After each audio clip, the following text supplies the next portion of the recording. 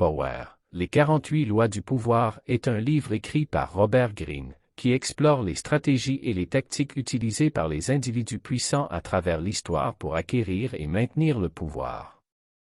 Voici un résumé du livre.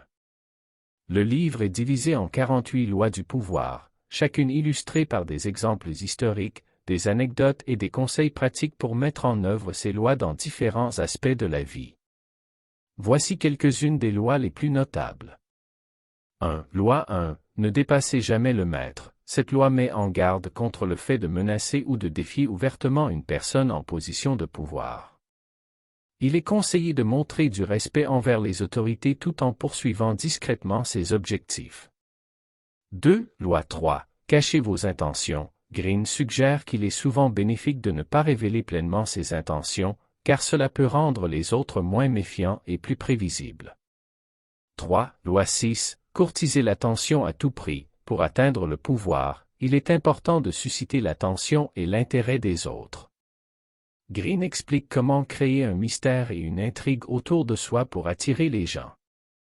4. Loi 15. Écrasez totalement votre ennemi. Cette loi conseille de ne pas laisser de demi-mesure envers les adversaires. Si vous êtes confronté à une opposition, il est préférable de la surmonter complètement plutôt que de laisser des ressources à l'ennemi.